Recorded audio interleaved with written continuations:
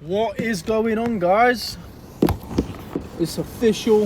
I've quit that warehouse job. People are going to say, oh, you're just lazy, man, you don't want to work a warehouse job. But at the end of the day, I don't want to break my back for any job. Not like in terms of, oh, I don't want to work. In terms of, I don't want to have back pain every single day for a job. I just don't think it's worth it. Just on the way to train legs, I always pull over in this spot on the side of the road to take my pre-workout. And yeah, I've think found a job working in a pub, which will be good for me because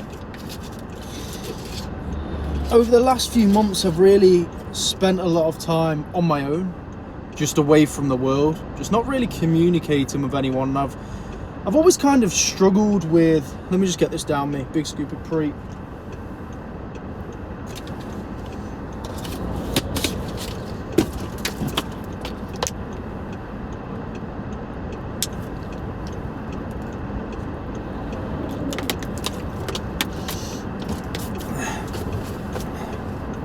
Oh, that is nasty.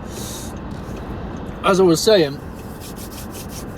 I've always kind of struggled with social interactions, like interacting with people. Not that I've necessarily struggled, but whoa. But like, I don't enjoy them, and you know, I don't think people maybe notice that I don't enjoy them, but I don't. And obviously over the last few months I've just been at home not really seeing people. After stopping drinking, I cut off all my old friends and didn't really have much of a social life really, and I think that's taken a toll on me. So working in a pub should now not necessarily give me a social life, but actually get me talking to people, get me out of my own bubble, rather than just sitting at home and watching YouTube every night. I think it will improve my talking skills massively, improve my confidence, improve my all-round social capability.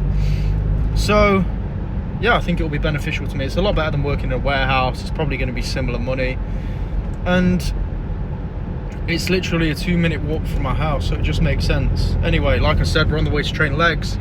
My car is an absolute state.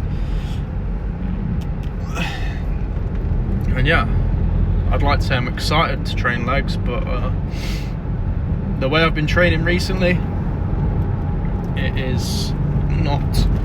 It's enjoyable. Like, I like training to as hard as possible to failure, but training to failure on legs is like every leg session I'm going in, I'm thinking, kind of dreading it, because I know last session and this session before and this session before that I pushed as hard as I possibly could. So I know when I go in now, there's no choice. If I want to progressively overload, if I want to lift more weight, then I'm going to have to be pushing harder than I've ever pushed. But that's the whole fun of it. We're growing.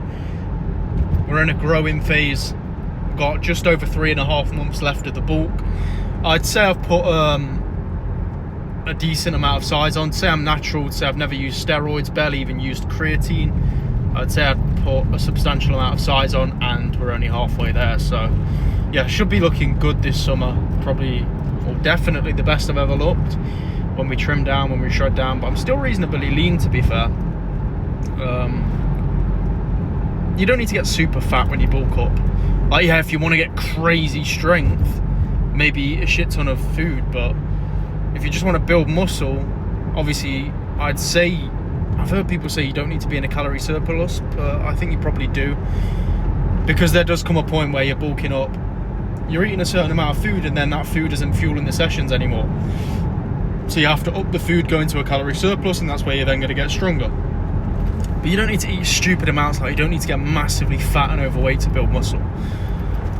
Guys, I'm going to leave the video at that until I start my job. I'll just be doing a few little side jobs, obviously training in the gym as always. And yeah, hopefully we start like next week, we'll see. But guys, I'm going to go enjoy the leg session. See you in tomorrow's video.